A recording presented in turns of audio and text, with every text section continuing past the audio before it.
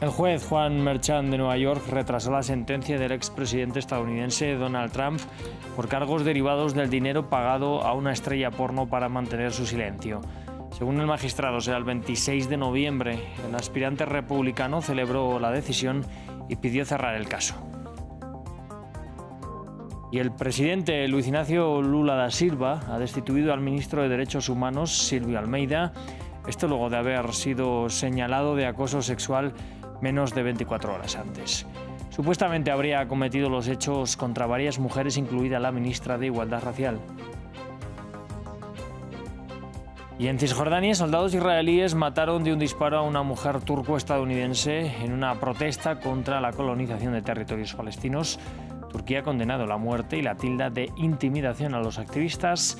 Antony Blinken también lamentó esta muerte y dice que se investigarán los hechos. Bienvenidos al nuevo informativo de France 24. Les habla Rodrigo Sedano. Es un placer estar con ustedes. En Estados Unidos, el juez del caso Stormy Daniels retrasó la sentencia condenatoria de Donald Trump hasta después de las elecciones. Trump ya fue hallado culpable en mayo, pero la lectura de la pena, inicialmente prevista para julio, se aplazó una primera vez hasta el 18 de septiembre. Y ahora la gran pregunta es qué pasaría si Trump gana las elecciones el 5 de noviembre y pocas semanas después es enviado a la cárcel. Nos lo cuenta Andrés Triviño. Donald Trump conocerá la sentencia que, aunque poco probable, lo podría llevar a prisión después de las elecciones presidenciales. En medio de la reñida campaña que definirá el nuevo inquilino de la Casa Blanca, el juez que lleva el mediático caso de Stormy Daniels anunció que leerá la sentencia contra el expresidente y candidato el 26 de noviembre, 3 semanas después de los comicios. La gran noticia de hoy es que la cacería de brujas del fiscal del distrito de Manhattan contra mí se ha pospuesto. Se trata de un ataque de mis oponentes políticos en Washington, D.C. El equipo legal de Trump pidió en distintas ocasiones que se pospusiera la lectura de la sentencia, argumentando que esta supondría una interferencia electoral para los comicios del 5 de noviembre. En mayo, el exmandatario fue declarado culpable de los 34 cargos graves por los que la Fiscalía la acusa, referentes a un caso de falsificación de registros comerciales, en el cual el entonces abogado de Trump habría pagado una millonaria suma a la estrella porno Stormy Daniels para encubrir una relación extramatrimonial antes de las elecciones de 2016, convirtiendo a Trump en el primer exmandatario estadounidense en someterse a un juicio penal que aún abre muchas incógnitas. Nunca antes hemos estado en esta situación. Todavía está por verse cómo será la sentencia y toda la logística. Si Trump es presidente, ¿cómo sería la sentencia para un expresidente? ¿Cómo podríamos seguirle la pista a alguien que tiene el servicio secreto? Nunca nos hemos enfrentado como país antes. Por lo tanto, todavía está por verse cómo se desarrollará esto. Trump ha negado las acusaciones y ha prometido apelar el veredicto una vez sea sentenciado, mientras que el caso es utilizado en las campañas tanto de los demócratas como de los republicanos. El padre del adolescente que protagonizó un tiroteo el pasado 4 de septiembre en la escuela de Georgia y que mató a 4 personas e hirió a otras 9, fue detenido por la justicia y se arriesga a ser procesado por homicidio involuntario al permitir que su hijo tuviese un arma de fuego. El detenido ya ha pasado a disposición del juez y enfrenta 180 años de cárcel. Albert Naya nos lo cuenta. Las respuestas ven la luz al paso de las horas.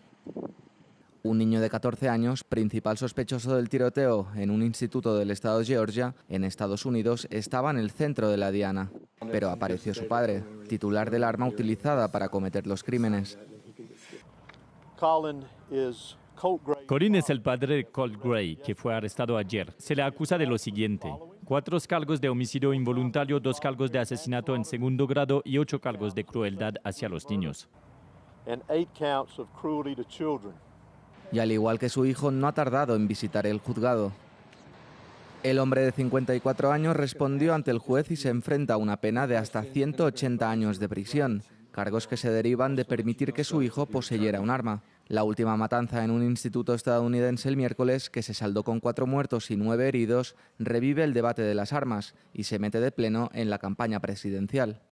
Y no crean que estos tipos no tienen planes, y lo diré después de lo que pasó ayer en Georgia. Se pasan el tiempo prohibiendo libros en vez de prohibir armas de asalto. Esto es basura. Su homólogo republicano proponía lo contrario, fortificar aún más las aulas. Tenemos que reforzar la seguridad para que si un psicópata quiere entrar por la puerta y matar a un montón de niños, no pueda hacerlo. Y de nuevo, como padre, ¿quiero que la escuela de mi hijo tenga seguridad? Por supuesto que no. No quiero que mis hijos sientan que deben tener seguridad adicional, pero esta es la realidad en la que vivimos. Un ciclo sin fin que en 2024 ocurrió en 218 ocasiones, según la base de datos de tiroteos en escuelas, y que se llevó la vida de 46 personas. Vamos a México. Allí el presidente Andrés Manuel López Obrador advirtió a la Corte Suprema que cometería una aberración y una violación a la Constitución si bloquea la reforma judicial aprobada por el Congreso y que aún debe ser votada por el Senado. Unas palabras que llegan luego que el jueves la presidenta del máximo tribunal resolviera consultar a sus colegas si la Corte es competente para vetar la nueva legislación. Desde la capital del país nos amplía nuestro corresponsal Mario Carbonell. Es un capítulo más de confrontación entre el presidente López Obrador y el Poder Judicial. En efecto, luego de que tras 4 suspensiones que se han emitido por parte de jueces para evitar que avance esta reforma en el Congreso, el presidente López Obrador, en sintonía con la presidenta electa Claudia Sheinbaum y con el líder de la mayoría de Morena en el Senado, Adán Augusto López, ha dicho que los ministros no tienen facultades para interrumpir un proceso legislativo que estaría invadiendo el ámbito de otro poder y que estaría cometiendo una violación flagrante a la Constitución. Dijo esto sería una aberración, señaló que sería como estar en la ley de la selva.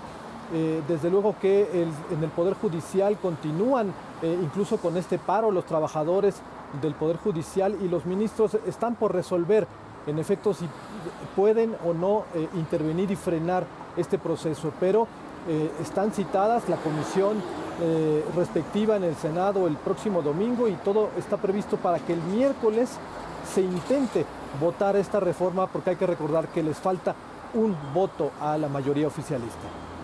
Este viernes Panamá ha deportado un grupo de 130 migrantes de la India en el primer vuelo intercontinental de repatriación financiado por Estados Unidos. La expulsión es parte de un acuerdo entre Panamá y Washington para desalentar los cruces irregulares y reducir el flujo migratorio. El vuelo partió de la provincia de Panamá Oeste, donde los funcionarios panameños registraron a los migrantes antes de abordar el avión con destino a Delhi. A lo que va la fecha, el día de hoy van más de 240.000 personas que han ingresado por la frontera con Colombia. Con las medidas que se ha ido tomando desde a partir del 1 de julio hemos visto una disminución de un 29 a 30%.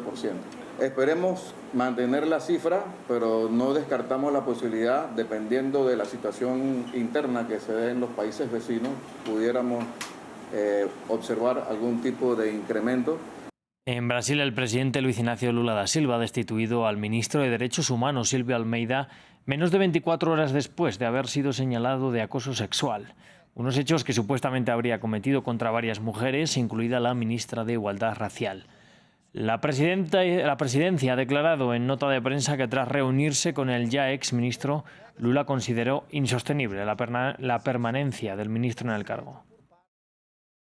Ante las graves acusaciones contra el ministro Silvio Almeida y después de convocarlo a una conversación en el Palacio del Planalto, en la tarde de este viernes 6, el presidente Lula decidió destituir al titular de la Secretaría de Derechos Humanos y Ciudadanía.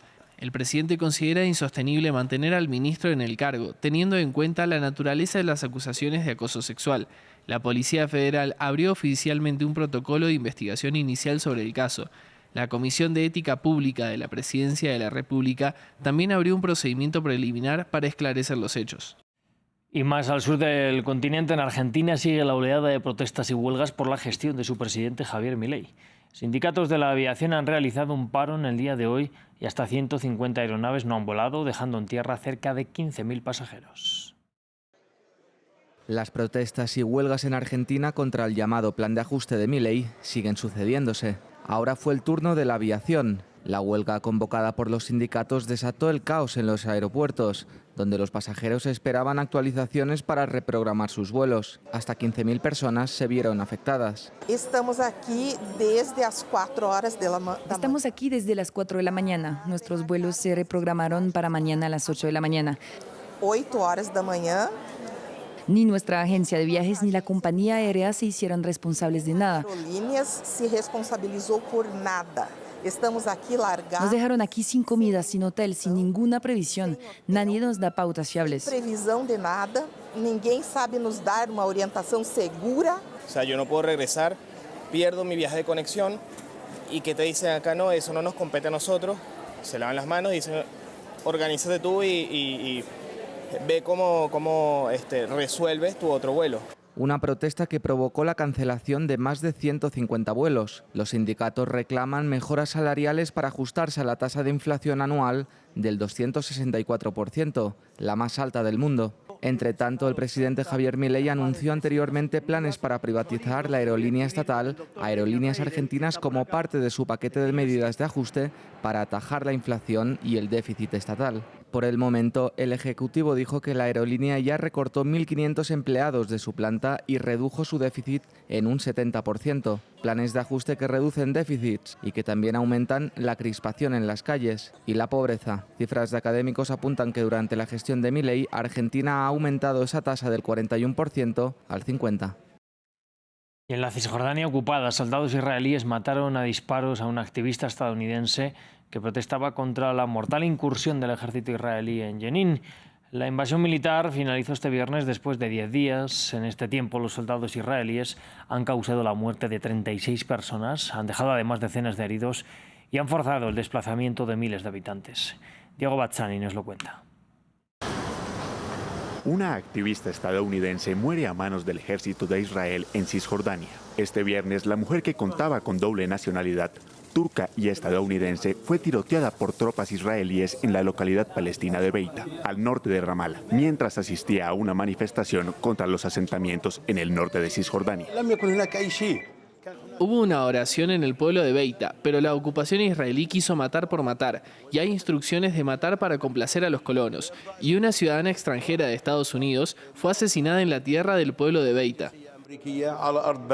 Por su parte, el gobierno de Estados Unidos condenó la muerte de su ciudadana a través de una declaración del secretario de Estado, Antony Blinken. Lamentamos esta trágica pérdida. Ahora lo más importante es reunir los hechos. Y eso es exactamente lo que estamos haciendo. Cualquier acción que tomemos será impulsada por los hechos.